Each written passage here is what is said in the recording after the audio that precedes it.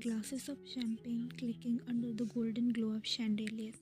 Wine drifted through the crowd, a polite smile masking the boardroom grinning at her as the daughter of the powerful businessman, Mr. Park. Appearance was everything, but tonight felt particularly tedious until she saw him. He was standing by the door, a picture of effortless confidence. His dark suit hugged his athletic frame, his sharp jawline accentuated by the soft light. He exuded charisma, but it was his eyes that drew her in, piercing, almost predatory. You don't seem like you want to be here, he said, approaching her with a smooth, honeyed voice. He handed her a glass of champagne before she could respond. The arched brow intrigued. And what's make you think that? The way you are looking at the door like it's your best friend, he teased, a small smirk tugging at his lips.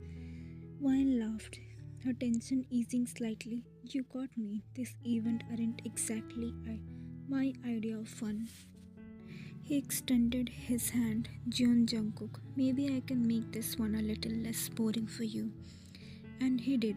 The night passed in a blur of witty banter and easy laughter.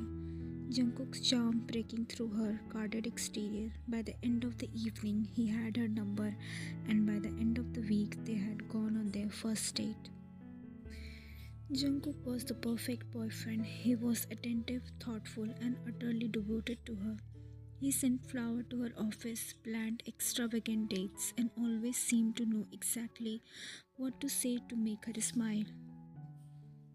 You're too good to be true, she teased one night as they lay in his penthouse, her head resting on his chest, the city lights twinkling outside, a backdrop to their quiet intimacy. I just know what I want, he replied, brushing a strand of hair from her face, and I'm not afraid to get after it.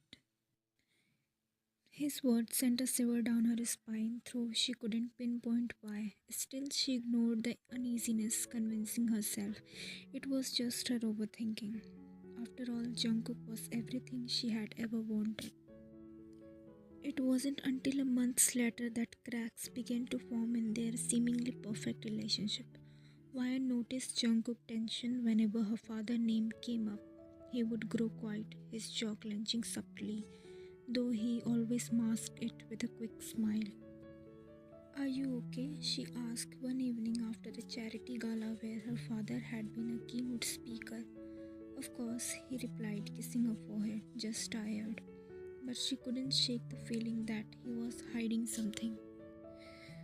The truth came crushing down on Wine like a tidal wave. She had been in her father's study helping him organizing documents when she came across a file labeled John Enterprises Hostile Activities. Her curiosity turned to a dread as she read through the pages. The file detailed Jungkook's attempt to sabotage her father's company, lawsuit, smear campaign, even attempt at hostile takeovers. The man she loved wasn't just a rival to her father, he was his enemy. She confronted him that night, her hands trembling as she threw the file into the table in his penthouse. Care to explain this? She demanded, her voice breaking. Jungkook glanced at the paper, his expression darkening.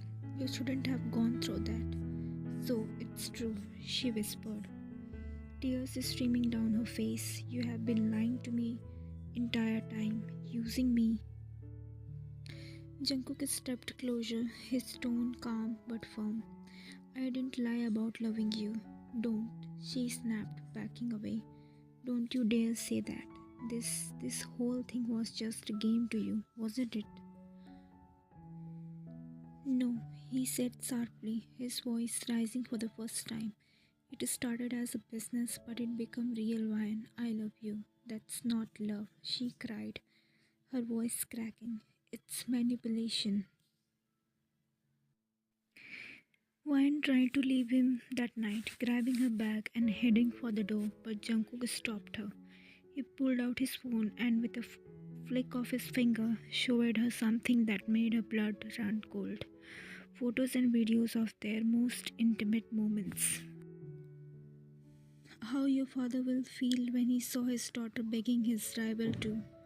Do you want me to circulate the image in business world, darling? You wouldn't, she whispered, her voice trembling. I won't, he said, his tone eerily calm. But if you leave, I can't promise I will think clearly. Her world crumbled round her.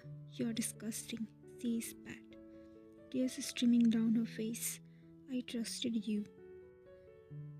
I did this because I can't lose you, he said, his voice softening. I never planned to use them, Ryan. I needed you to stay. You think this will make me love you?